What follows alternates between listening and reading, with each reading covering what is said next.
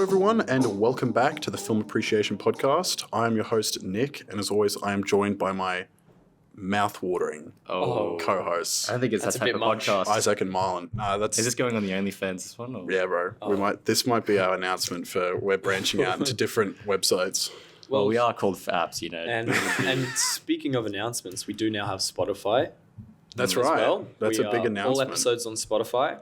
So if you don't fancy opening up YouTube, feel free to listen on Spotify. Yep. Link will be in the description. And every episode will come out, the same time on Spotify? Yeah. Yeah. So get hyped for that. That's something that a lot of people, I know for me personally, have asked me about. Yeah, ask and you shall receive. Yes, finally. Second year FAPS, we deliver a lot of big things, and that's one of them. But speaking of big things, I thought you criticized me for making it in this OnlyFans fucking thing. Okay, let's move on. Let's get cracking because we got tons of stuff to talk about. The first thing is Kung Fu Panda 4, which is like the big movie out at the moment other than June, which, I mean, you should probably just go watch June again. Awesome. Kung Fu Panda 4, directed by Mike Mitchell. It is, you might guess, the fourth Kung Fu Panda movie. Jesus. It stars Jack Black again and a bunch of other people. The only really sort of returning people are Dustin Hoffman as Shifu and, like his dad and all this sort of stuff. Kung Fu Panda is a classic. Yes. It's a classic. And the whole series is kind of a classic. And I was kind of shocked when they announced they were going to do a fourth one, especially because I thought and I was not excited about it. I'll say this, because I didn't think the third one was particularly good. I thought it was fine, but I don't think it lived up to how great the first two were. Yeah, let's just set the scene. The first two are incredible films. Yeah. For a kid's movie, for a child's film. Yeah. The first two just hold such a great place in, I think, all of our hearts. Yeah. I mean, it's just like if you're around our age, Kung Fu Panda is just one of those things you grow up with, similarly to like Toy Story and all that other stuff. Nemo, etc. Yeah, it's just one of those childhood classics that everyone watches. And it's just such a perfect franchise. Poe is such a great character, and all of the side characters are great. They're entertaining action, but also quite emotional stories, which I think is important when we might start getting into possible criticisms for this new one. Essentially, quick plot overview: Poe is about to become, what do they call it? The spiritual leader of the Valley, of the Valley of Peace. For some reason, why I don't really know. It's the natural progression of the Dragon Warrior. That's right, even though they never mentioned that in the previous three movies. And he has to pick a successor, and that's when he meets, what was the character's name? Zhen. Played by Isaac's favourite, Aquafina. Oh. What else has she been in? Nothing good. Nothing good.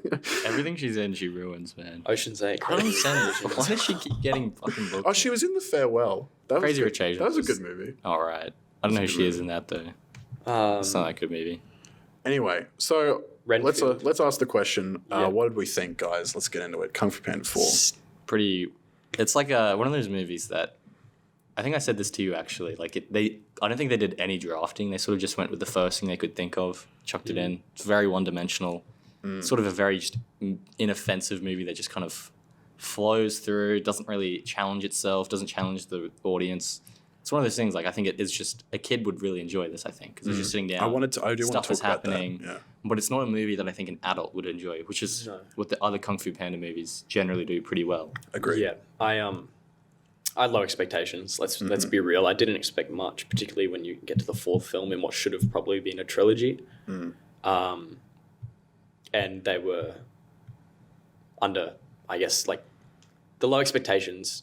It didn't even live up to that. Let's be real. I watched it with my brother, and was he into it? In parts. He's a very fidgety kid, and you could tell he liked the battles, but there's nowhere near enough intellectual dialogue to keep someone like us in it at our age. Yeah. Which is just really disappointing considering the first two. Also, the villain is not good at all, and isn't even really in it until the end. Yeah, and does nothing. Can we get straight into the villain? Yeah, for sure. I thought that was the worst part. So yeah, absolutely. So she's a chameleon. I forget her name. Oops. I think she's called the Chameleon. The Chameleon. Okay, excellent. Very creative. And what makes... It's like if you called Poe just the Panda. I mean, they do call him that actually in the movie. But that's fair enough. That's because I don't know who he is. But what makes 1 and 2 so excellent is that you're emotionally engaged and you feel for and empathize for the villains in some regard. Okay, so Tai Lung is replaced by Tigress and sort of cast aside and all these things, and you feel bad for him and you may be able to relate in some sense. And then is it Shen, the peacock?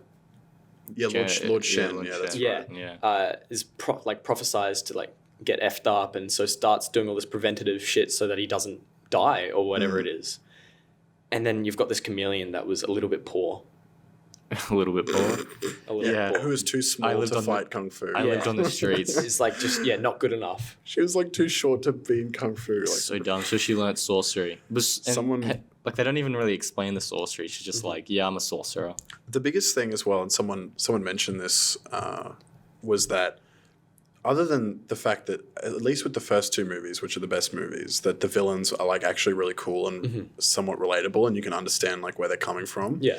They were also really cool villains. Especially Tai Lung has like the coolest scene where he breaks out of jail. That's like my favorite scene in the whole movie, where he has this amazing, like, it shows how formidable he is as a person. And I think the next scene, he has a scene where he beats up the Furious Five on his own. Yeah. And it's like, okay, this guy's like a threat and it's intimidating.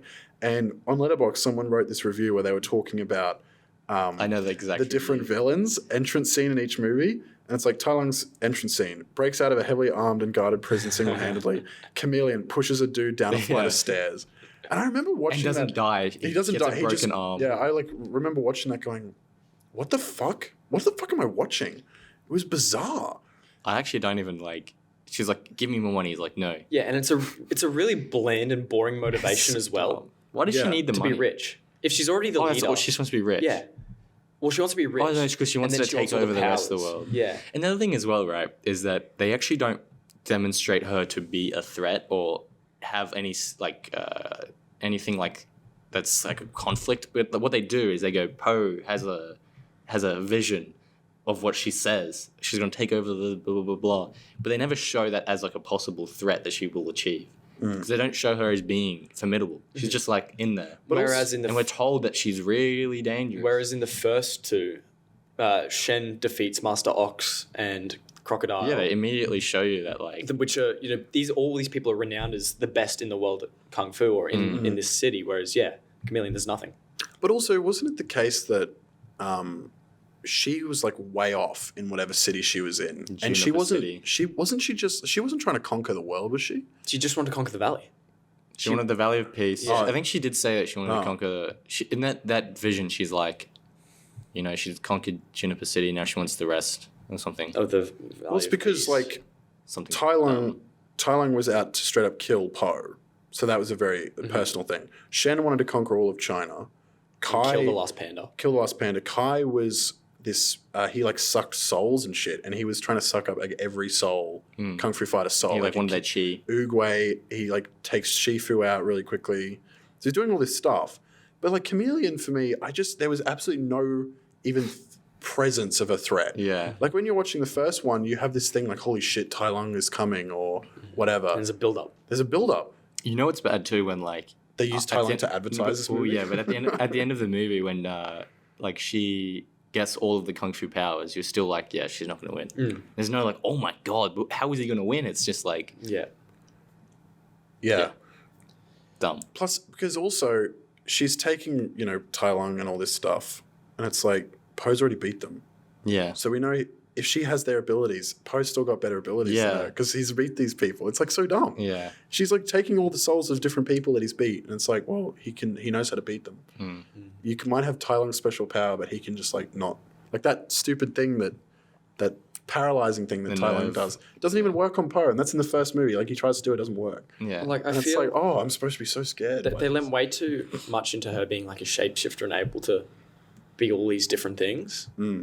Whereas, all the other characters have, the one amazing skill set. They're trying to do way too much with a character they just completely underdevelop in the first place in terms of I guess the background and the motivations. And even Jen, the dumb little What is it? She a fox? fox. Yeah.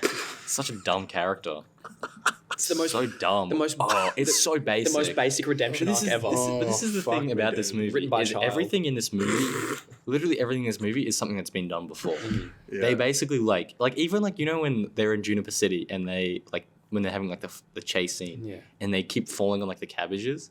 That's in the literally first from movie. that's literally is that in the first movie as well? Yeah. I was gonna say that's like literally from Avatar: The Last Airbender.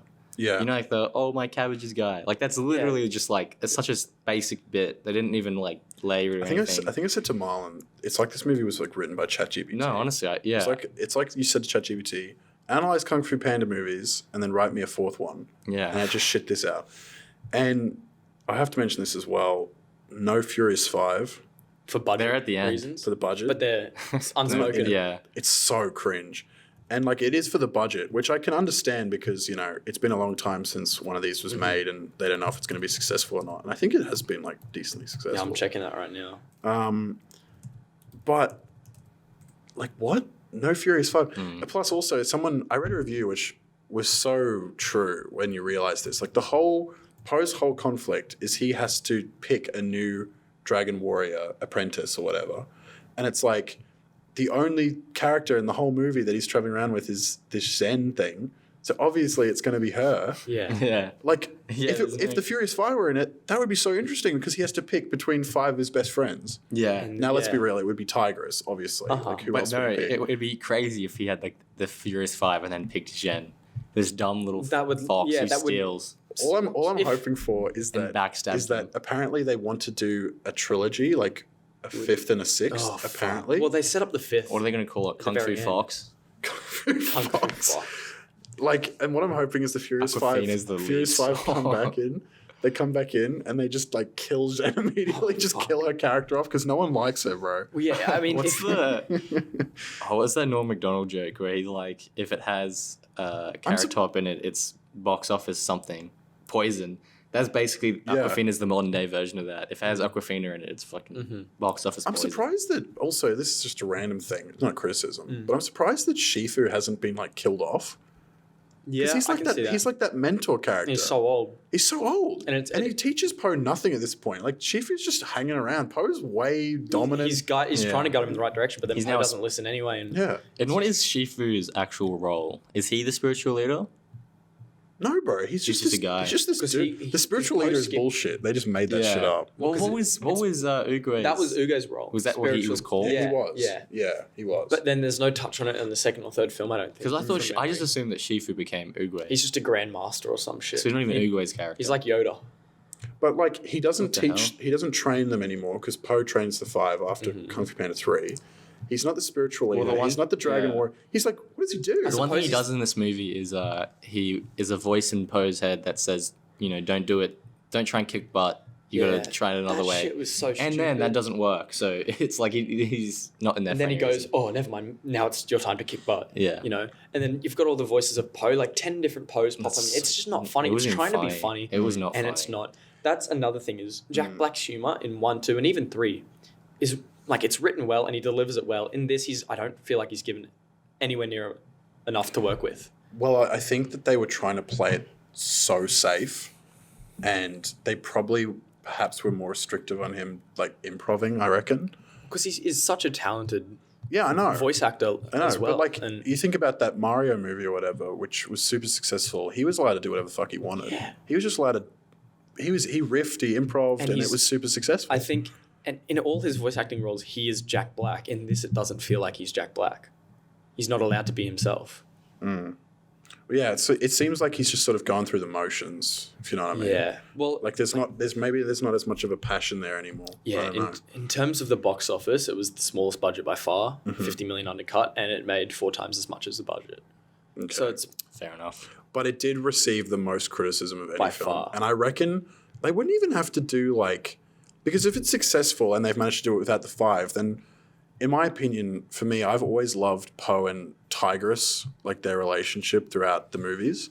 So they should just make a movie about like Po and Tigress. Maybe kill Shifu in the 5th one straight away, and then the two of them go on like some revenge quest or something. That would be cool. But then you'd have to throw away the Aquafina character that they've built up. Yeah, just like shoot her in the head or something. which is Just she gets hit by a bus or something. If they recasted her, she's just roadkill, bro. if they recasted her, I wouldn't actually like be upset. yeah. But She's roadkill. She's roadkill. Po like God, Po's like set in Po's one like world. you know he's like Just- he's just eating find like a her on bunch the of side of the dumplings. road. Just falls over on top of her and she dies. Oh, Oh, Jesus dude. Christ. But like, She just I don't know. suffocates under Po. It's just like, regardless of how low you set the expectations, it's They disappointing. do like a doggy pile with Po and his dad, just Yeah. on top of her, maximum weight on top of her, bro. Like, my favorite part of the experience of watching Kung Fu Panda 4 was the couple next to me and my brother spilled an entire bucket of popcorn over themselves. W. You know, Well, like if that isn't South Bank Cinemas, what is? What's interesting? Yeah. What's interesting, and I want to bring this up, is that we do have to consider something, which is that, like, this movie in a way is almost like the first Kung Fu Panda movie. Like, this could be Kung Fu Panda 1 for the next generation. You know what I mean? Like, we are so much older now. We're well past Kung Fu Panda at this point. Yeah. You know, Are you? Fourth wall. Fourth War. Well, I don't know. Maybe. But, and I wanted to mention this, is because when I was in the theater, it was like packed because it's school holidays. It's packed. Same. And it's, you know, so many kids or whatever there and their parents. The parents like didn't give a single shit, as we've already talked about. But the kids were super into it. They were digging it. True. And right at the end, where, spoilers people, but we always do spoilers, where Po defeats the chameleon or whatever, and all this, like all the villains like bow to him. I'm not joking. Like more than half the kids in my cinema stood up and did the bowing thing. Shit. Real. And I went, that's great. That's pretty cool. Yeah. That's great. Like, That's like a cool memory for them. you know, Yeah. and that's amazing. And because I remember the feeling of seeing Kung Fu Panda 2 in the cinema with all my mates in the first grade and having the same sort of feeling, thinking, whoa, like when Po did that water thing or whatever the fuck. yeah. I remember thinking that was like the cool. coolest thing I'd ever seen. And look, we can sit here and go, look, you kids don't have the quality shit that we grew up with, but that's universal. I mean, all the kids' movies that we had when we were kids, that's golden age. Yeah, seriously. And it's all the like, kids' movies made nowadays are fucking shit. there's slight exceptions. Slight exceptions. Like that, and that's why, you know, Puss in Boots, whatever, which we talked about before we started recording, is such a rare exception because that deals with like really adult themes. The humor is more adult. It's quite dark as well. Yeah. And it's quite an intellectual film. Like it goes on different directions and there's subplots and all sorts of bullshit happening. This is a very straightforward, you know, Kids like some film. 3-year-old kid could watch this Yeah. and understand what's going on. I felt that was a lot more of the demographic of my cinema was like Yeah. toddler shit, like people just finding an excuse to get their kids out of the house. And, Yeah. But you have to consider that when criticizing this film is that absolutely. this is clearly a film made specifically for really young kids and not for, it's not like a Puss in Boots, which can be applicable to anyone. No, but And that is a notch against it because kids films should have a universal appeal, you know? yeah, and what a lot of successful ones in our generation did was have dialogue that when you go back and rewatch later, you understand a different meaning or you find it funny for the adult humor that's in it, which might have skipped over you as a kid. The first two Kung Fu Pandas have it, Shrek has it, all these sort of Yeah, things. yeah, yeah. And this For just sure. doesn't. No, it doesn't. The writing absolutely. is so skillless and bland. The rules of the street. Rule number 1: don't trust anyone. Like what? Fucking hell. Like, don't get me wrong, when some kid who watches it now and is loving it revisits it in like 5 or 10 years, they'll think it's a piece of shit. But at the time, they'll think it's dope. Yeah. You know, and and that is something that you've got to consider. Like, again, if this movie set out to be entertainment for really young kids, and I have firsthand proof that it had succeeded doing that. So that's all good. Yeah. The moment you're talking about with the bowing at the end where Uguay Ascends is playing, swelling, Yeah. I did get a little tingle just because there was a callback to the first film where he dies and Yes. my little brother's sitting there like wide-eyed, like Yeah. just happy and Yeah. and it, you know, it's clearly meant to be a euphoric scene. There's gold sparks flying everywhere and it's the score for that scene is beautiful. It's one of my favorite scores ever is Uguay Ascends and it's a really grand version of it. And that's the important thing is like, this movie doesn't ruin or doesn't detract at all from the previous ones. It's not like, I can't think off the top of my head a movie where like a sequel just destroys it. Whatever, doesn't matter. But there's been cases. There's been tons of cases of that. Like, this is just a super whatever movie. When I was watching it, I was like, this is fine. I thought it was really dumb. But again, I also thought this is not really made for me. This is for fucking children. Like, movies that are more made for me now are what we're going to talk about next, like Love Lies Bleeding. That's a very adult thing, you know? So, yeah, I was sitting there, whatever. When I saw that the kids were super into it, that did actually make me have a more positive outlook on the movie. I was like, cool. Like, at least the kids are having fun, you know? It's whatever. What did we think? Yeah, of the, that's what I thought. It was like reasonably fun. Like, Yeah. I wasn't It sitting is there fun. like, oh, I hate my life watching this. I was just kind of like, Like, I wasn't entertained, and I also wasn't bored. yeah. I was just sitting there like, that's what I was trying to like say before. Like, comatose. I you was just just kind like, of drifted through it. And the movie itself just drifted through. it's very short as well. Yeah. I think Which one I thing we like. haven't mentioned, which is a fairly big part of the film, is the two dads' journey. Yeah, save Poe. was it a big part of the film No, though? I don't It was know. such a whatever. but it was I don't even know why they're they relatively lot. They cut back to it a lot. And what were they Yeah, I trying? know, but it, They just were trying needed, to save it's just Poe. they needed a B plot. they so did. They needed used something that. for, and like nothing happened with them. They're just walking around, Yeah. and going. All they do is they And rally up the the- criminals at the end. The story is basically of, And when they of the get panda there- dad getting brave. That's the whole journey. Dumb. But the thing is with that as well is that the whole point was like, we need to help Poe. Like, they get there to try and help him, and then when they get there, They don't help him. they just sit there. Like, Yeah. remember they Yeah. unleashed that criminal army or whatever, Yeah. and the two dads sit there watching the fight. It's like, you wankers, you're not even doing anything. They're not equipped to do anything. You know, like, what the fuck? It just felt like a. It was so obviously just a nothing plot to fill time. Yeah. The whole little plot of the going to the pub on top of the hill, like, it's supposed to be funny that the balancing act and That's something that's also just been done before like a million times. it's not funny. That's like I think it's like it's actually insane to me how everything in this movie you could probably find a million examples of it being done. Just before. lacks creativity. Yeah. That's why Which is a to shame. say that it was made by ChatGPT might actually be realistic. But Well, it's just I mean, if we. Sorry, you go, Nick. But no, it is just a nothing movie. Like, and I was thinking about this because eventually when we get onto ratings, my rating will reflect it. It's like I could be harsh on it. Like, if I criticize this movie in the way I criticize, more adult films, like what we're going to talk about after, then it would obviously fall down a lot because the writing is so paper thin and all this bullshit. But at the same time, it is just like, to shit all over this kind of movie, it'd be kind of unnecessary because it's like, dude, chill out. Like, it's not that big of a deal. It's like watching, this is almost like an episode of a sitcom. Like, it's like watching an episode of Friends. It's just like nothing. background noise. It's background noise. Yeah. It's like vanilla. You're just sitting there Something like, you put on and then you chat to your mate next to you. instead. Exactly. But- Occasionally you look over and go, oh yeah. I do want to bring up this director hasn't directed anything of significant quality either. Really? Let's be real. Dude, 3 people wrote this? Holy fuck. 3 writers. His other films are Sky I High, hated the second. the second Lego movie, So he's a sequel. Shrek This guy's Forever a After, sequel man. and Trolls. He's the dude that they cast because he's cheap. Not cast, sorry. Hire because he's Hire. cheap. He You know, did the why would you first want to? Trolls, Why would though. you want to pick a director with this filmography? Didn't the first Trolls do pretty good? First, money wise, Yeah. Probably, it's got a 5 out of 10 on Letterboxd. Understandably. probably for Annoying ass budgetary movie. reasons they Yeah. hired this fool. Exactly, that's what I'm saying. But like, surely give someone else a chance. But I don't know. Well, in any case, Shall we wrap up? Yeah. Kung Fu Panda might as 4. well. Anyone like to Ratings? start? I'm happy to. Yeah, go. 4 out of 10 for me. Right. I think I'll go 4 as well. Yeah. Maybe. Yeah, I'll go 4. You feel pressured into saying 4, Nick? No, well...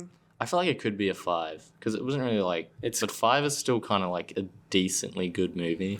Yeah, and I do think it was such a run-of-the-mill thing. Yeah, I'll give it a 4, I reckon. There we go. Fair enough. All All right, moving on Two. very swiftly 2. to our next movie. Oh, that's Lo- your introduction. yeah. Yeah, that's right. Another A24 movie. I feel like we've done a few of them, maybe. Could be Yes. wrong about that. We've Love Lies done a couple. Bleeding by Rose Glass, who I think this is her second movie. Yeah. It's about, what is it, like a gym manager, Lou, falls in love with the bodybuilder, Jackie, and then the whole crime thing goes down. And it's like a, what would you call it? It's a bit like Noah, sort of. Yeah. I don't Yeah, a know. little bit. It's like a bit of a crime, like, Passion, Yeah. sort of. Well, I think it was pretty interesting at the start, and then I sort of felt like, what the hell is happening? Yeah, as you do with a lot of A24 This doesn't films. really make sense. This is all a bunch of gobbledygook. But I think, I think a lot of the things that happen, like from a cause and effect standpoint, like it's like what that does not lead to that at all.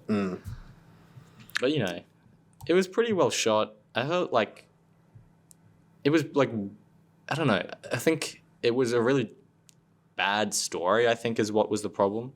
I just don't think the story was very interesting.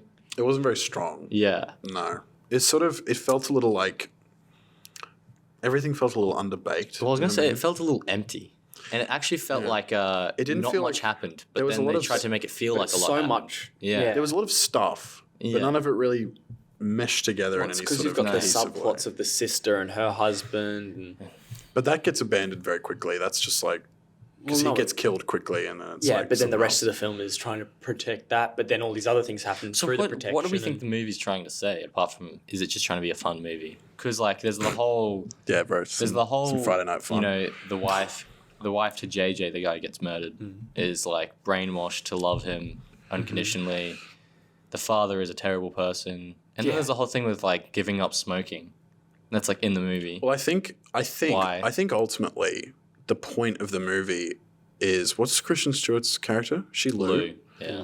The whole movie, I think, essentially is to sort of demonstrate how Lou is kind of like her dad. Right. And she's that's what they say trying, at the and she's end. trying not to be, but that's clearly the whole point of it. Is at the end, which was so bad. The whole ending is so horrible. So dumb. There's that like meth chick that she's friends with and gets killed, and then go on. but isn't dead, which was so cringe. Yeah, that why was she alive? That She was doesn't still make alive, any sense. but then she kills her anyway. Yeah. And I thought that like I immediately started thinking about her dad, and I was thinking that's something like he would do, and it's kind of like this sort of, Yeah. Full circle of it. full circle. The child tries to go so far away from the parent that ends up just becoming the parent type thing. But having said that, that wasn't focused on a lot in the movie. Like there's so much stuff that happens in the movie that there's no sort of clear theme, but that's the one that it ends on. So I kind of think that must be the main point of it. There's Ignore the obviously, ending, there's fake obviously ending. something to do with addiction, actually. Yeah, I 'Cause think that's the why main the cigarettes theme. giving up, and then the- also the She's on the steroids, trend, bro. Steroids. which are apparently also these steroids. I don't know what they're taking, but they seem to do a lot. They're an aphrodisiac because they do steroids and then just have insanely crazy intercourse. Yeah. And then she's like having a psychedelic experience, and then she's like a meth head. But also She's like everything. But also it's she takes the insane. steroids and like the muscles just grow instantly. Yeah, they're like bulging veins. I was like, dude, what are these? There's like the like cramping sort of effect. that noise was throughout the body. that actually made me. But the cringe. It thing was I want to bring disgusting. up, which I'm I was scared that I thought what they were going to do was her muscles were going to explode. pop. And I was like, it's Oh, gonna yeah, be I gruesome. would not have been ready for that. But When she was grabbing the chair and she's like, Yeah. I was like, no way they're going to make her explode, bro. But the one thing I want to bring up, which I'm not sure whether you guys noticed, is there's like a sci-fi sort of background to it all. Yeah. Like the night sky looks incredibly fake.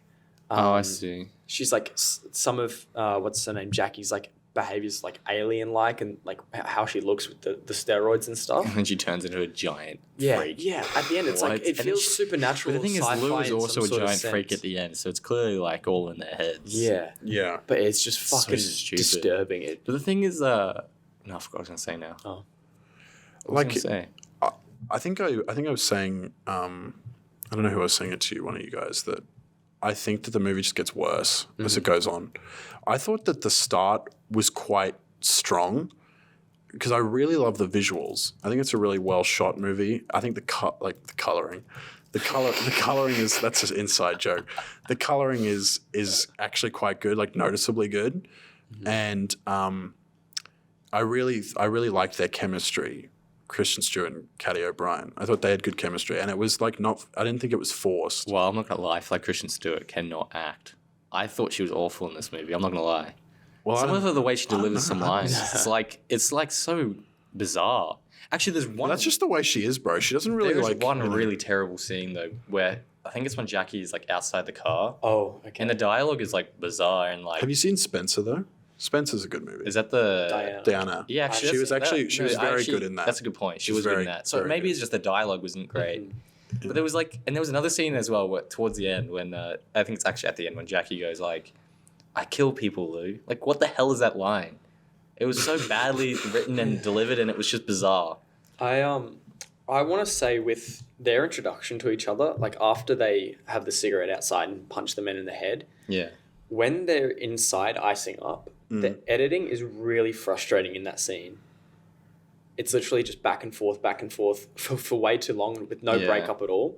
It actually got on my nerves and Like Too no many cuts shot is- variety. yeah, Too many Right. cuts. it was as well. it was just like her face, back and forth with no like shot from a Isn't there a outside shot from? I perspective. think the first shot is from far away. Right? Yeah, but then And it's literally back just to back to back. imagine my head, your head. Yeah. It's terrible. It was actually. I actually think that was the scene that I wasn't paying attention to. That one scene. It just I remember got like, under my skin. I remember for like under the skin. yeah. But No. it was frustrating. My favorite part of the movie was I will say this actually, it is quite a.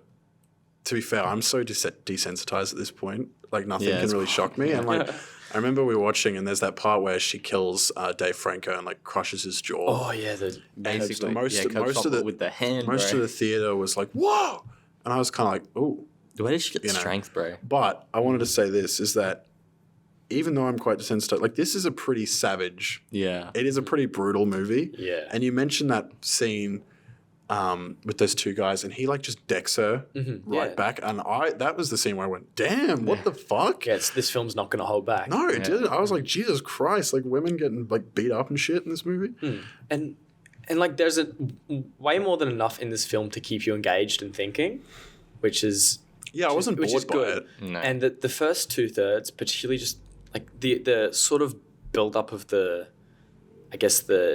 tension between what Lou and Jackie is enjoyable enough. Yeah. And some of the cutting to red, those scenes where it just cuts to red. Well, that reminded me of Mandy. You remember that movie? Oh, that's a fucking strange. I wonder if that was like a. callback. There are a lot of modern like film references in this. Is Mandy A24?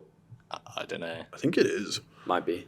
That's a strange. But they had like those sort of shots in that movie. Because you mentioned the sci-fi, and I think I just have to mention it. Men, Men.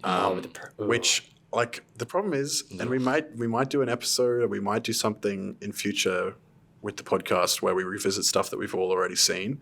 But Men, still to this day, is one of the most like burnt into my brain cinema experiences I've ever had, and I love talking about it.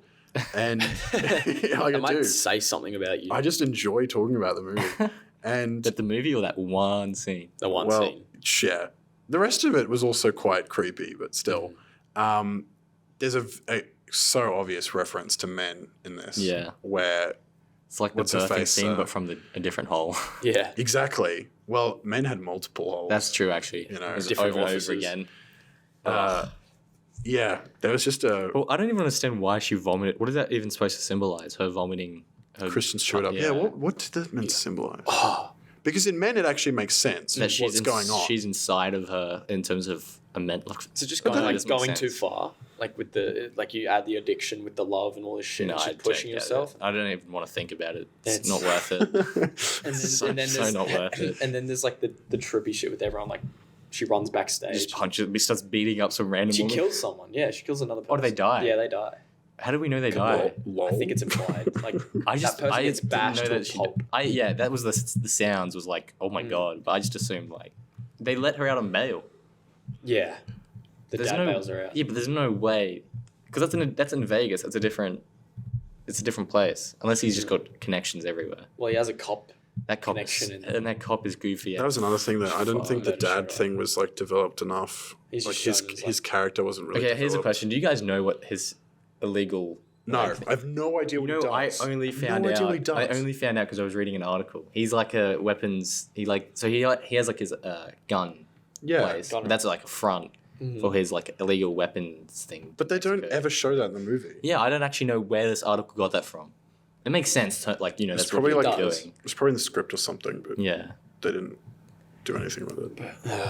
It's just Now I got to talk about the ending. So the ending is one of the worst endings I think I've ever seen. to any movie. It actually made me angry. I was sitting Yeah, you were there. there. I was sitting there frustrated. with, Weird decisions. with Marlon, and I was actually fuming. I was like, "What the fuck is this?" So first of all, what's her name? Lou rescues Jackie from her dad, and that's where they have that whole scene on the tennis court with that terrible dialogue. Yeah. The dialogue was so bad, and then she Like kill people. she It's so dumb. she fights her dad or something in a really sort of like anticlimactic way. There was like the dad just left Jackie there. There was nothing to. Yeah. He just left her there. Yeah. He didn't And care. like Lou could have just got her and bailed, and the dad was just waiting somewhere else. It made no Yeah. fucking sense. He was just and chilling. then for some reason, Jackie turns into She-Hulk, and is also like 10 feet tall. Oh, Like, she's huge. She's enormous. She's like 20 feet tall. I was laughing. It's just holding. Marlon and I both Yeah. burst out laughing. I was actually laughing, bro. It was so goofy. It's like when the dog gets a hold of Woody in the movie. yeah, so whack. it was ridiculous. And so this happens. She turns huge, doesn't do anything with that, and then later we see Kristen Stewart is also Yeah, they're enormous. like running through the clouds. Reminded me of the BFG. And I'm like, It looked very cool though. Very like the Did it- in terms of I mean like the sky looked cool. The sky looked cool. Yeah. Yeah. We'll What? go with Them that. running I wasn't really No. too what interested by. what did that symbolize? What was the point She of became a really big, strong, independent woman and saved the day. I have no idea. that? See, I had one theory about it, which was that because the whole movie is the mum was killed or something. No, so the dad at the end says, like, because Lou thinks that he killed her mum. Yeah. But he goes, no, she couldn't stand being my wife and a mother to you, so she left. Right. But then And you don't know. I thought my one theory is that somehow, even though this would be really weird, but this is a really weird movie, is that her being a fucking enormous is not actually what's happening. Like, what's her name? Lou is sort of just seeing her in that way because Yeah, I she's think this that's- larger than life That's presence okay, for yeah. her. Yeah. And I almost took it like it was almost like a motherly thing. Motherly figure. That she's kind of holding the dad down finally, someone to like hold him down, keep But her away. I'll tell you There's what. not really enough development of.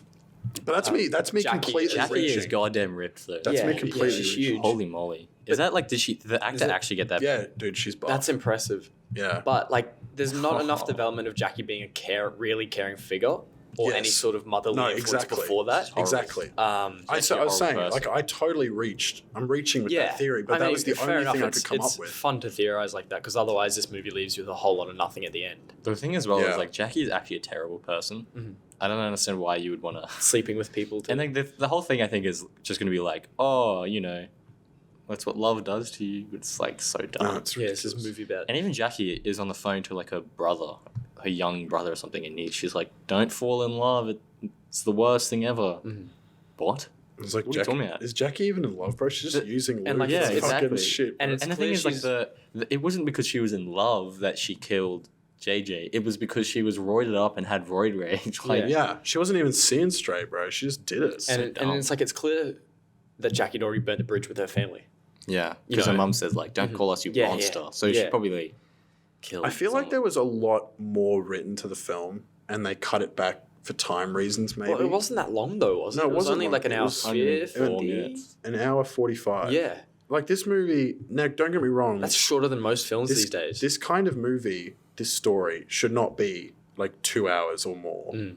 But it totally needed it because there's just not enough given. It's just a bunch I of want to know why nothing. people love this movie. Yeah, it's I've got an seen 8 a out of 10 lot- Letterboxd. because, doesn't it? and I don't mean to, this is not me being like some political mofo, Yeah, it's just. but it's because if this movie wasn't lesbian, there would be a I lack think of you it. are right. Because there is a whole, you can see this in so many movies when gay characters are really empowered and it's really sort of a crazy empowering gay story type thing, people eat that shit up. Is it because there's just not enough of it?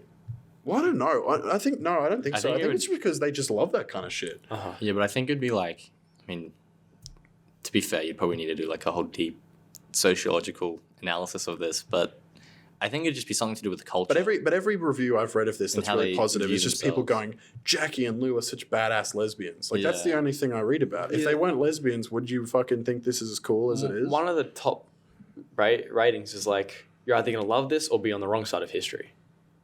Yeah, well, that's obviously a joke, but like, Some of you are going to hate this and some of you are going to be on the right side of history. It's got 6,000 likes. yeah. It's like, Wait, yours says 6,000, bro. Mine says like 4,800. Oh shit. Damn, That's Letterbox is not synced Whatever. up. But anyway, no, I don't know. I feel like Like, don't get me wrong. It's, again, there's lots about it that I enjoyed. And I enjoyed watching it. I did, except for the ending, which just infuriated It's me. pretty technically good It's as a really, well, you know. it's technically super well made. I love the music. Yeah. I actually love most of the editing in it as well. The score also felt to me like it pointed towards that sci-fi sort of undertone.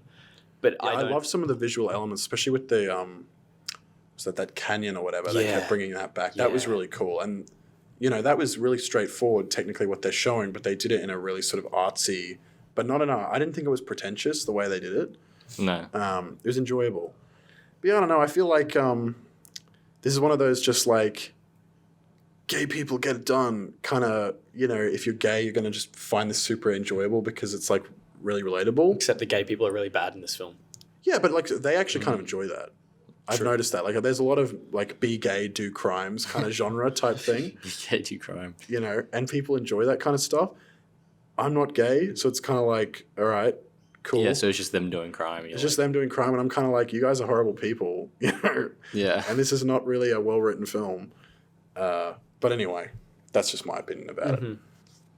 I think it's better than I feel like a couple of the last A24 films have been a miss compared to like the standard we've previously held A24 to.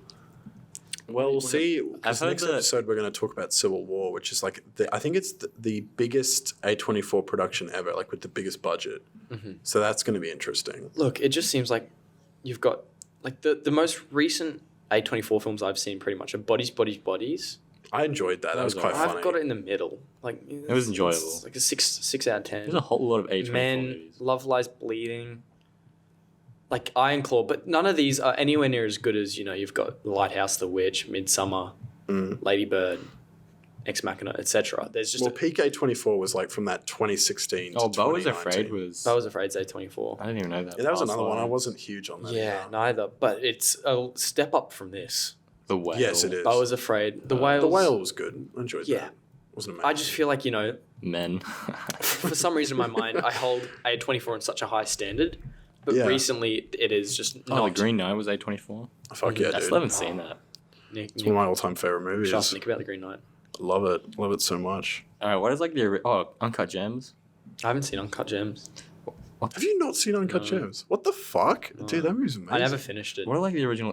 Moonlight. Under the Eighth- Skin. Is that like their first one? Under the Skin is from 2014. Eighth 2013. grade. Eighth grade's great. Never seen it. a good Oh yeah, that's the Bo Burnham, right? Yeah. Yeah. God bless Bo Burnham, bro. But essentially, my point is, I feel Mid-nineties. like, you know, Classic. maybe there's movie. too many A24 productions at the moment. Well, I think they need to be more I considered also with do their- think because you know how I think you've mentioned that there's so much influence and blend from other A24 films in Love Lies Bleeding, and I think at this point, especially in sort of the cinephile film community, A24 is so wanked over. Like people just love that shit. That because this is an amalgamation of stuff that people already have seen and like, and it's really artsy and it's really different, blah. People just like bust a nut over this kind of movie. It's just like, oh, this is so It's great. almost like it's pretending to be A24 though. Oh, kind of. It's like you know, it's like It's- simulated. It's almost like it's almost like It's like a parody. this movie was written for A24. It's like the director was like, I have to write a movie to be produced Yeah. for A24. Blah blah blah. Uh-huh. Write this To movie. There get you go. funding or something like that. and it's then like it she comes wrote out it- like a parody. But it's like she wrote it thinking A24 have to make this. Whereas, you know, a lot of those Yeah. other movies like Moonlight Uh-huh. wasn't made. I think it was written and then they got funding from A24. Yeah, it's like, you know. It's like she had a preset goal to work with A24 what and so weird she wrote shit this can I movie. put in this so that I get funded Yeah. or I get this partnership? I don't know. Yeah. But And that's the problem is like yeah. it's not a one-trick pony, but after a while, the effects start to wear off because you have those original great artists, you know, like Ari Aster or whatever, who have these sort of ritualistic cult endings, or like in The Witch, and all these sort of weird endings to A24 movies that they've become known for. But now it's just a staple, and they just seem to just keep doing it. And it's like this one, this was like because this movie is so normal. There's nothing actually crazy going on here other than the steroids that doesn't make any sense. Yeah, But absolutely. this is like a normal film. This isn't The Witch or something that's dealing with straight up supernatural bullshit. Yeah. And yet it has this super like whack cosmic ending type thing. It's really bizarre. And what makes the films under the A24, I guess, genre or production so good is their uniqueness. But this is pushing it. It's trying to be more than it should be. Yeah. They've overcomplicated it. And it essentially just turns out like it's, as made for A24 rather than supported by A24. Yeah. Which is A24's original intention, was to support art house directors in producing original content. Yes, that's right. Whereas this feels like it's going in towards the more large production companies that are just churning shit out. That's right. Well, I did hear something worrying, which was that like A24 is going to try and move away from more of those like indie weird movies, and they're going to focus on more like mainstream content. What does that even mean, though? Well, I don't know. Well, that's why I'm so interested to see Civil Start War. funding the new Marvel movies. But but Civil War is like their kind of experiment with that, because they've put a lot of money into it, like way more than they normally would. And I'm wondering, because Alex Garland, Ex Machina and Men, dude makes some weird fucking artsy movies. And I'm thinking, is he going to make Civil War artsy? Because there's no way. Who's in it? Oh, Kaylee Spaney's in it, bro. Don't know. She's Priscilla from the Priscilla movie. Ah. And she was so great in that. So there's no... Kirsten Dunst. Dunst. I like Kirsten Dunst. There's no, like, huge names, which is probably a good thing. Oh no, Ron Swanson's in it though. I think he plays the president. It's so epic. Where is he? I'm so hyped for that shit. the president. I'm so hyped for that shit. He's just like doing carpentry, like in the fucking Oval Bro, Office. just like drinking Lagavulin and got his guidebook to be a man. It just says "be a man" in it. Do you have anything else to say about Love Lies Bleeding? Not really. LLB? Not really. No. I think it's kind of a hot mess, but also I thought it was quite entertaining. Yeah, that's my opinion about it. Excellent. Ratings. Kick us off, Nick. I'm gonna give it a 5. 5? Yeah, I'm gonna give it a 5. Okay, out of 10. Yeah. What are you giving it? You sound really shocked by that. Yeah, I was, giving it probably a little bit, I was trying Give it higher. Don't. no. Peer pressure, I'm giving Marlon. it a 3 out of 5, so 6. 6. Because I think it, the ending doesn't take away from a fairly good film. Right. In sense of watchable Nah. and shot well. I'm going to go 5. Fair enough. Sweet. I just think the story sucked. Yeah. So Yeah. much. And that low key is the most important thing. Yeah. Because again, like when we look back to Kung Fu Panda, which we just talked about, really amazingly animated. It was almost like semi-influenced by Spider-Verse. It had that sort of texture to it. Yeah. But the story fucking sucks. And so you can't really like it if the story sucks. Yeah. Sweet. Right. Well, Marlon recommended a film, and maybe we'll actually be able to talk about something positively. So, my pick for last month was Midnight Cowboy, directed by John Schlesinger. How do you say that? That sounded Yeah, that sounded pretty Close good. enough. That sounded Excellent. good. I haven't seen any of his other films. Have you guys? No. I'll tell you in Don't a believe so. quarter of a second. But essentially, Midnight Cowboy is about Joe No. Buck, a wide-eyed cowboy from Texas who travels up east to New York, essentially in search of money in the high life. He's a hustler, bro. Yeah, he is a hustler, and he meets a man called Ratso, played by Dustin Hoffman, played by Master who Shifu. had just come off The Graduate at that point, I believe, as a film, possibly. a couple years later. Really? And so Ratso is a con man, and they meet in a bar, and it essentially just sparks like an interesting and tragic friendship for the remainder of the film. Mm-hmm. And it is a very good film. It is. Very good. It is. It's pretty dope.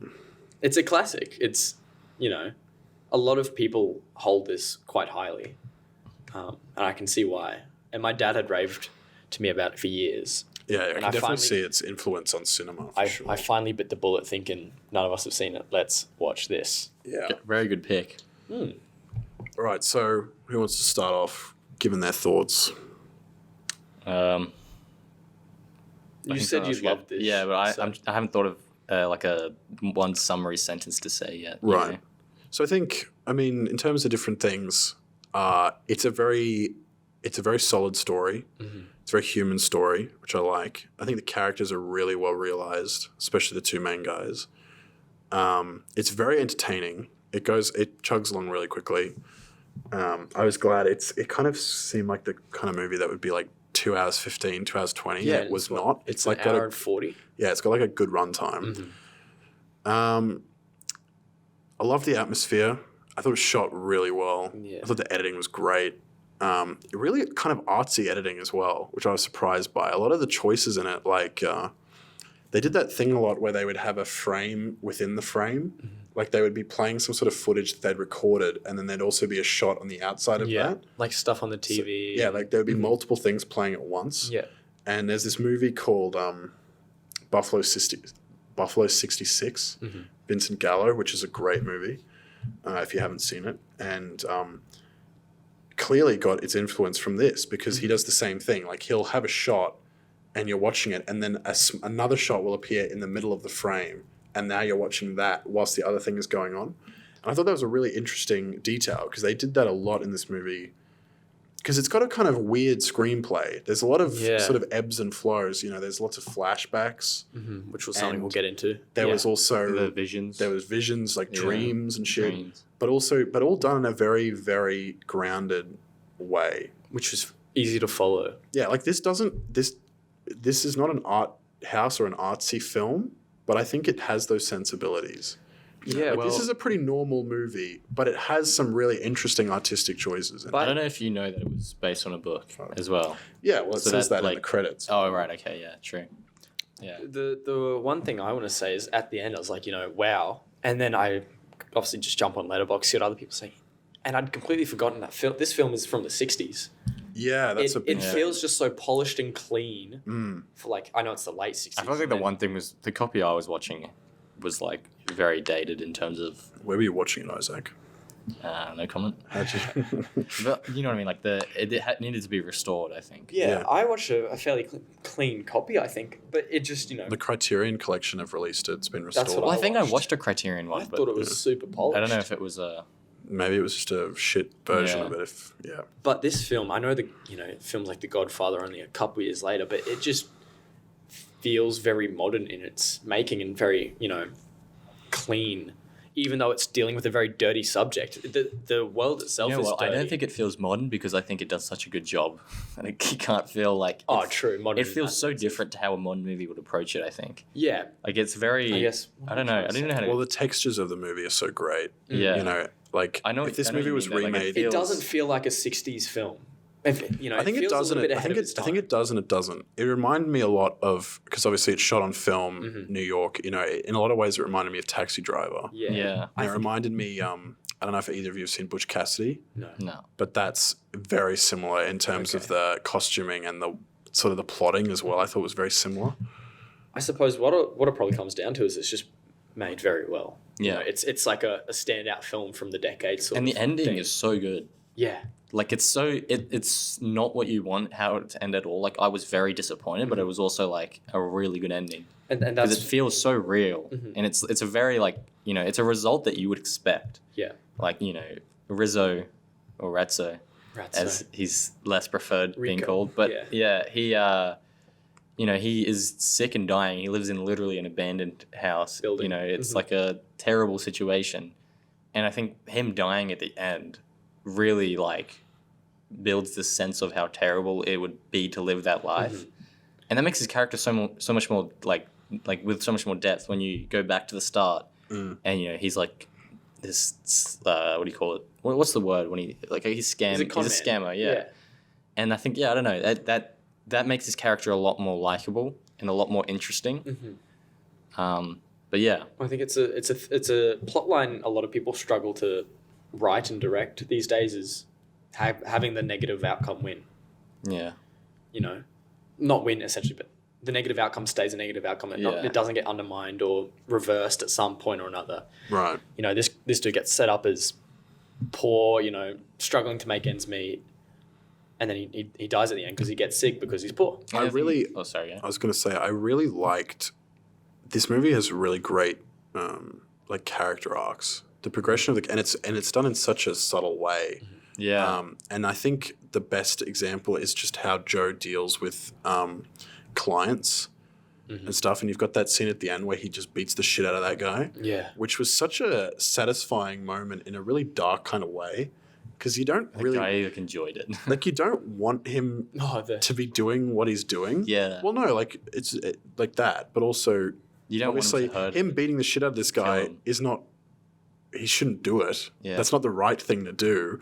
But at the same time, you've seen him be this good person and it doesn't really get him anywhere. Yeah. And so when he starts making all these sort of more selfish and against the grain decisions, but it actually sort of works out in his favor. They're able to go to Florida. It's quite interesting. I was like, I was quite satisfied by that moment. I was kind of taken aback. It's Well, like, also- wow, why am I enjoying this? What the fuck? The other thing that was kind of good about the ending, I thought, was like the fact that him going to Florida was, for Ratso. Selfless. Very selfless. And he's there and he's talking to him. He's like, I think I might get a job working. I can't remember what he says. A real job. Yeah, but This something like isn't out for in the me. sun or something. Blah Yeah. blah blah.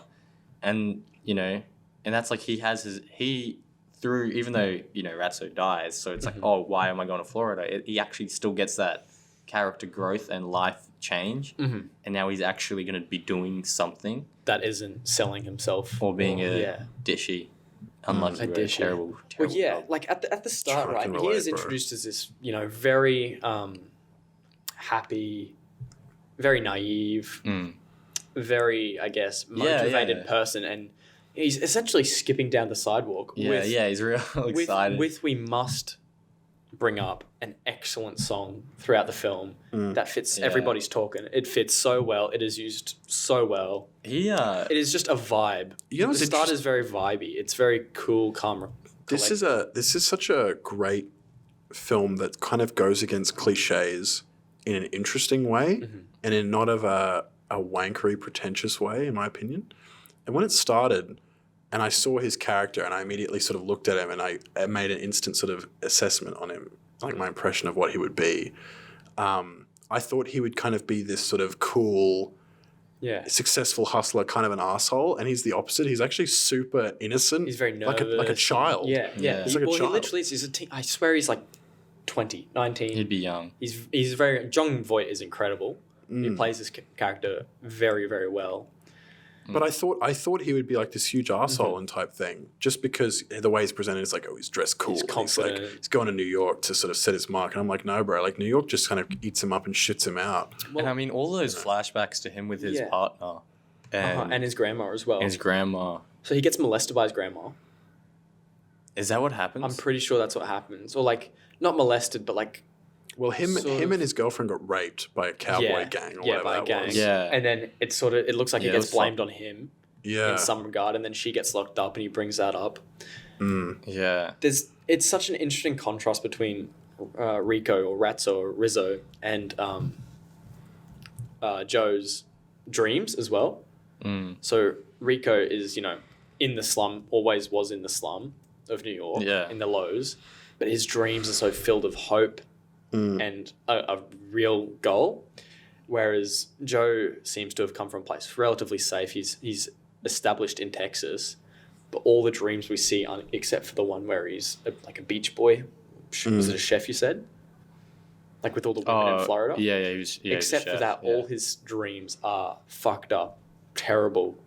Getting You know, my raped, getting favorite- like whatever's happening with his grandma, it isn't good. Yeah. Like he clearly doesn't have a parental influence. It's a very contrasting thing compared to their mindsets. My favorite, in our lives. this could actually be my favorite scene in the whole movie just because it's so funny, is when they're on the beach and Rico starts running and the way he's running is so goofy. It's so Yeah. good. It's hilarious. That I was going to say the pairing of those two characters is so great because they're kind of the same person but have come from the opposite backgrounds, and it's kind of like that grass is greener thing. Like, what's his name? Joe comes from the south. He wants to go to New York, and Rico's from the north in New York, wants to go south. Yeah. They both kind of have had fucked up pasts, and they're both sort of at the bottom of the barrel end of their tether thing, and they meet up, and they're completely different. I mean, they're even dressed, like one of them dressed in like black, the other's in kind of a white cowboy kind of thing. Yeah. But they both ultimately end up in the same spot. They're both south. They're both dressed in nice clothes. Obviously, Enrico dies at the end. Yeah. But which is kind of where that sort of more devastating sort of Shakespearean tragic Tragedy. element comes into the film. But they both are like, I loved that moment. And I didn't even, again, I like the subtleties of the film a lot. And I didn't even realize how satisfying it was to see Joe take all his cowboy shit off. And he's like, fuck this shit, and just throws it all in the bin. Because he's not a cowboy. Yeah, and he dressed up in some normal Floridian outfit, and so does Ratso. And I was sitting there going, oh, wow, this is kind of great that they've both managed to sort of get out, if you know what I mean. Mm-hmm. And that's why their sort of friendship and relationship made so much sense to me, because they're both like the same person. Yeah, they couldn't be more different. Which is interesting, because when you say they're the same person, a lot of the film they don't get along with each other. Well, there's so many scenes where they just argue about random shit. But it's like when you're getting along with a guy, but you're just arguing. But it's but they need each other to survive. Essentially, one cannot exist without the other in the situation that they're in. Yeah, I think if say Joe Buck never came back to the apartment that they're in, Rico would be upset, even though they don't seem to get along. It's like it's like almost like a brotherly honestly sort of thing. That's why I don't understand when people claim it's like a homosexual movie, because to me it's much more like a brotherly. It's a very family sort of. They don't have this vibe where they're like, we're gonna have sex now. It's like we are. I don't even know if it's a brotherly thing. I just found it to be incredibly humanistic. Yeah, I didn't even think about their relationship, like labeling it. I didn't think about whether they're friends or brothers or boyfriends or whatever.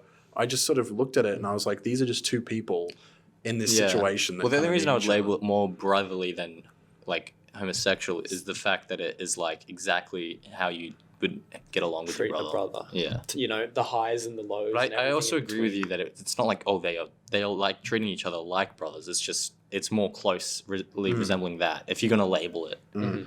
But I agree with you that there's no reason to label it. It's just that this is how two people in the situation of their specific personality types and experiences would probably act. The only reason I feel like we want to clarify how we label it is because the strongest one is that it's a queer love story. Yeah. You look at the top review on Letterboxd, you see all the lists of queer love stories. The top review is, can we stop excluding Midnight Cowboy from recognition as a queer love story? No. And I think you said to me, and I agree, it's not a gay movie. Misrepresented if you think that's it. And Nick made a good point, especially, this is probably the greatest point against this, is when he is having the gay encounter with that little nerd boy who's giving him a blowjob in the movie. He doesn't look like, Dude, he looks like he's getting like tasered or something. He's like, bro. And when he finds out that he's been sort of given to a pimp, that the pimp's going to use him and stuff, he freaks out and, Plus also when he goes to the... Are you talking the Christian dude? The old man, yeah. I interpreted that scene as that was like the whole scam was that he wasn't actually a pimp. He was actually trying to convert him. No, I don't think it was that either. I think what it was just that... He was like a crazy... No, he was just a radical Christian pimp. Oh, so he was a pimp. No, I think he's definitely a pimp, but I think Joe just bails because this dude's clearly like just this Christian nut job. Because the way I interpreted it, it was like the whole. Because didn't they also have a flashback to do with Catholicism when he was a kid or something? They related that when he was getting baptized in the water. Yeah, they related that when he was getting baptized. So that's clearly why he bailed, was that sort of Christian connotation. But he also just looked fully freaked at the undress now, we're going to undress and we're going to get on our knees, and there's the double entendre of get on our knees and all that stuff, the implied meaning. Yes. Yeah. Oh, there's definitely queer elements to the film, obviously. And there's undertones, and you could obviously make some sort of comparisons to, it does have something to say about Christianity, and obviously Christianity, a fundamentalist Christian view, is opposed to homosexuality. And so you would have that, you could compare that in the film, because those are both themes. And they're conflicting within Joe. He has both of those parts in him. He clearly there's a homosexual element to him, and so is the same with Catholicism. But there's all sorts of shit rolling around. It's also the thing that his bottom line is he needs to survive as a what is he? He's a hustler. And the whole point of a hustler is whichever way he makes money is what has to happen. Hustling, bro. Yeah. And you clearly see he does have a tendency for women. That's who he tries to go for. As soon as he gets to New York, he's trying to just get with all these chicks. MILFs. Because they're rich. He's trying to get with these chicks. And he ends up paying the first girl he sleeps with. Yeah. Well, not paying, but gifting her money. Yeah. And that's such a clear progression of his arc. Like that first encounter, he gives someone money. The second one, he just doesn't get any. Yeah. He just doesn't get any money. The third one is he beats that guy up, takes all his money. Yeah. You know, it's Oh no, the second one he does get the lady's money, and then he gets sorry. The second one was that kid at the theater. Oh yeah, the third one. The third one was that lady. That party scene was like that was so funny, bro. It was like the most. Imagine getting invited to that. Also, like you rock up to that. I just found like Enrico and all those scenes was so funny. Yeah, and just the he's like stealing food. Like, why are you stealing food? And he's like, free. Yeah. Well, then I'm not stealing. And like someone gives Joe like a joint or something, and he's just shocked. He's like, "Whoa!" No, but the best thing is, and then someone tries to take it, and he like, "Give me that bag." But I feel like he thinks it is a cigarette. I feel like that was what like when he first starts smoking it. Yeah. He just starts like everyone else is looking at him like, bro, you're gonna be fucked. Yeah. He just keeps like going. starts He's just smoking the whole puffing on thing. it, bro. What do we think of? The guy takes it. Give him back. Yeah. What do we think? But that's why I thought he thought it was a cigarette when he Yes, give it back. exactly. Because it's like, why would you take my cigarette? Exactly. Yeah. Exactly. What did you think of Dustin as like the disabled dude, like with the limp and then slowly getting sick and the veggie sort of Do you mean do I have like was his act? How do you think he was acting? I thought it was pretty good. Yeah, I thought he was. I love the thought walk, he had bro. the best performance in the movie. The walk was insane. I think he's Do a. you? I do. I think his character was the one that I enjoyed watching the most, and I think he's such a super dynamic actor. And I was thinking about The Graduate a lot. Yeah, Because that was such a close thing, and that's the they're main. only 2 years apart, aren't they? And that was the main sort of young Dustin Hoffman film that I know. Yeah, And so I was thinking about how contrasting and how good of a performance he was giving in this. yeah. Because of how different it was to his character in The Graduate. He looks a lot older. He's 2 years older. Yeah, That's but he another looks a thing that I lot think is more than kind 2 of years cool older. about this movie, and I think is a really difficult thing to pull off, and you can see a lot of movies that try to do this and they fuck it up, is the fact that this movie doesn't really have a plot. It's a story. Yeah. That's the difference. There's no plot, really. I mean, it's just sort of stuff. Stuff is happening, and it's more about how it affects the characters. But it's this story of these people, you know. But it forms such a lovely.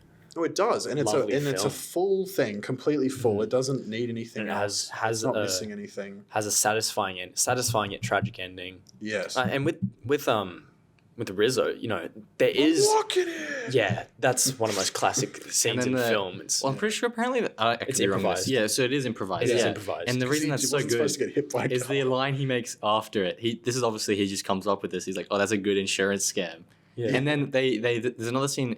I mean, like they can tell they dubbed it over. So Yeah. I mean, it's an old movie, so I don't really care that you can tell. No, But you can never really get too mad at that. but the reason it's so good is because they call back to the insurance scam thing, because he like when they're walking into the apartment, the abandoned apartment, he like I don't know, they trip or something, or there's like the fence, Yeah. and he makes the same joke, and I Yeah. thought that was really good playing with that scene. Yes. But yeah, Well, it's just great because directing. the thing that's so good about that scene is it just builds his character way better.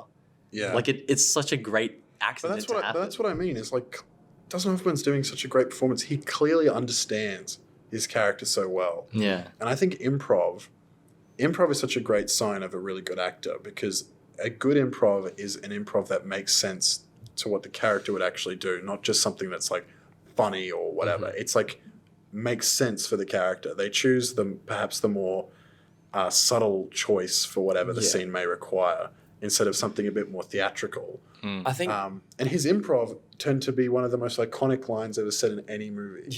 that gets referred to all the time in everyday life. Straight up. yeah. But I think it must be really difficult to play a character that has is supposed to have so much hope, but is just in the depths the entire film. There's not really a scene or a whole plot where this dude is on top of his game. He's introduced as low. Then But he doesn't have a game. That's the thing. I think he kind of has these sort of pre-assumptions about what New York's going to be like. Or whatever. No, I mean Dustin.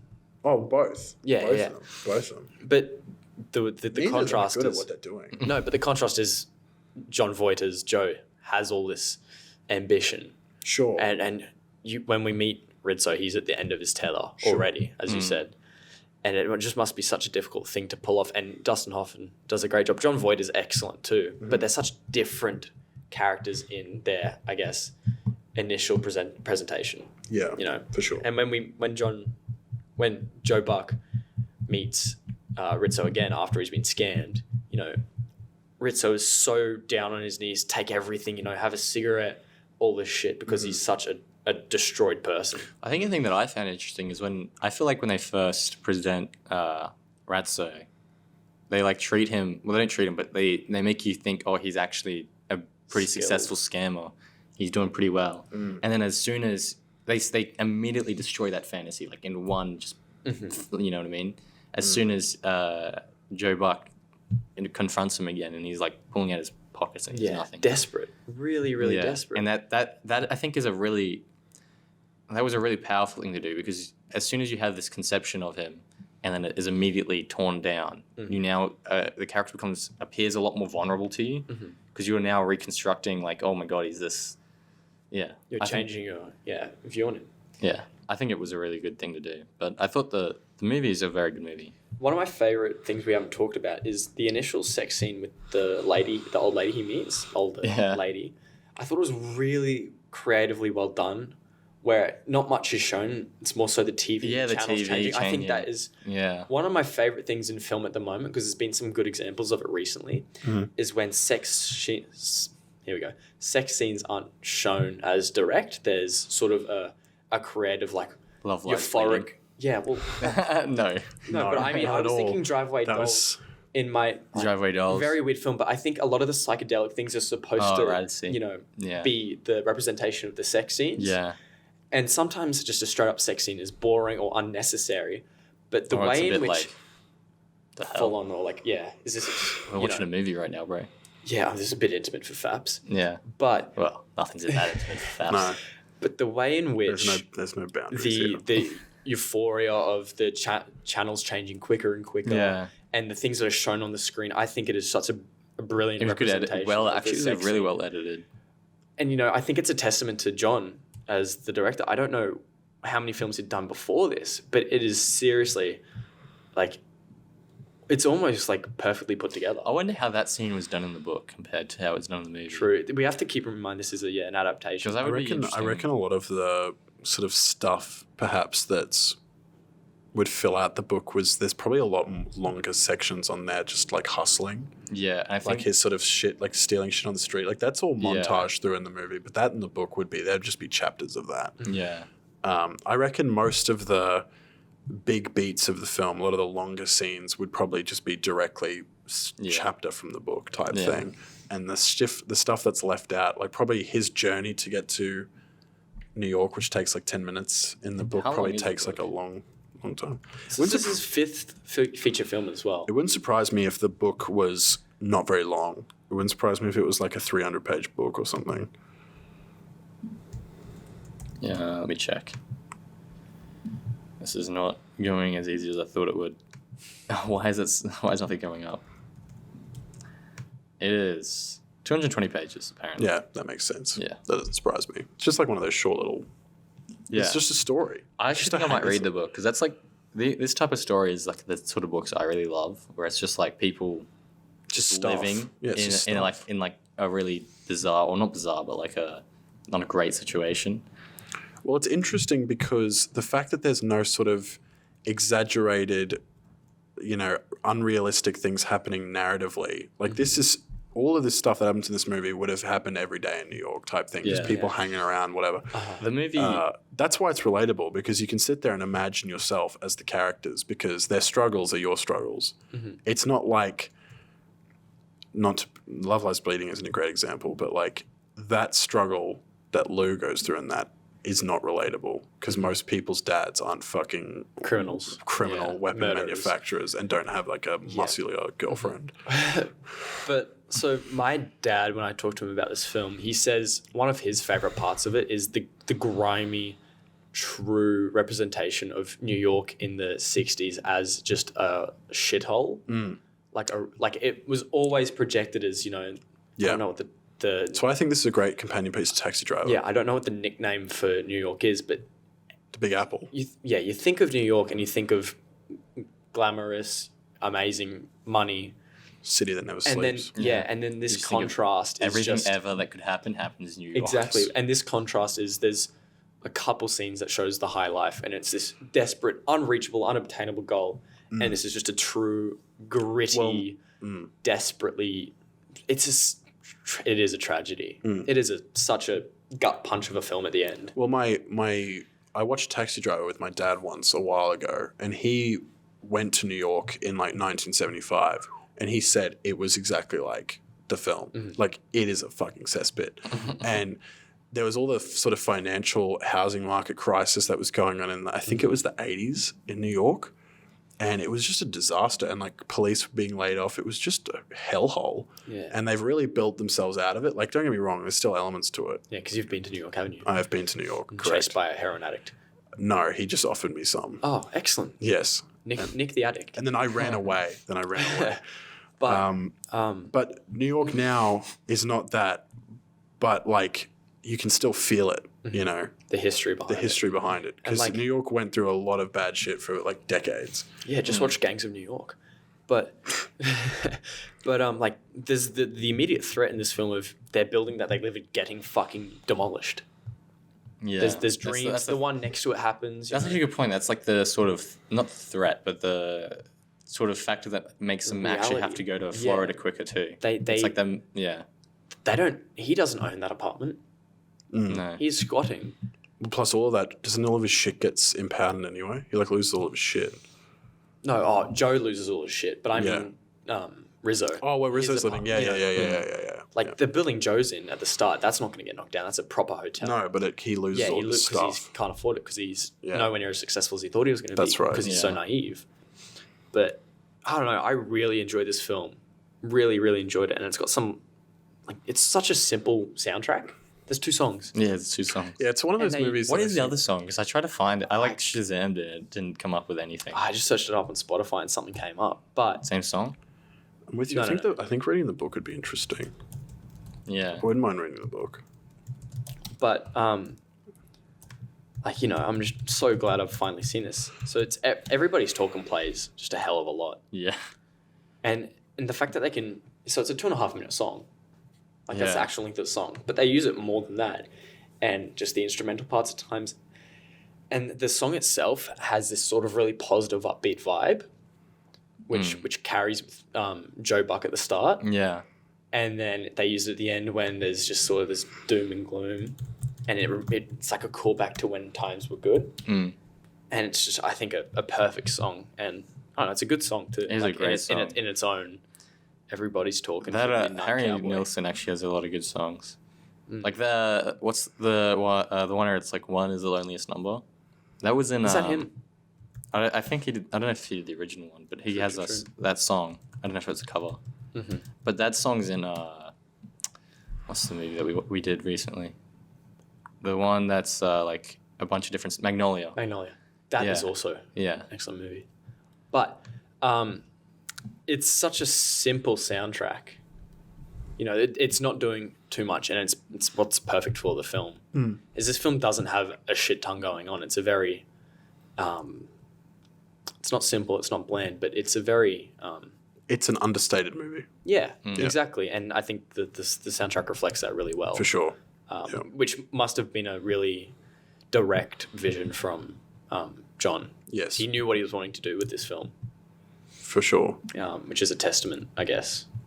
But no, it's I was surprised at how much I like it, and I think it's a film that's just going to stay with me for a long time. Yeah. And I'll think about it, and I would wait a while before rewatching it. But I definitely think I'd like to rewatch it at some point. I'd love to watch it on the big screen. You know, nice. I wasn't able to connect in theaters would be great. I wasn't able to connect my MacBook to my TV to watch it, which was disappointing. My little connector was fucking up, so I had to watch on my laptop with my little 90-degree glasses, so I could lie flat on my back and see the screen. Oh, you actually did that? Yeah, that's sick. It was really fun. That was a good gift. But yeah, I've we said hopping at ratings. Mine as well. I'm very happy with this film. All right, go 9 out of 10. 9. I'm 9 as well. Yeah, so am I. Excellent, splendid. Just the one disparity of the whole podcast. Right. Oh yeah, it's too kind to love. So, before we get on to, because Isaac's about to deliver us what I'm sure will be an unbelievably fantastic pick. You haven't even had to guess this podcast. No, I don't even care. Fair enough. I'm ready. I'm ready to get him to surprise me.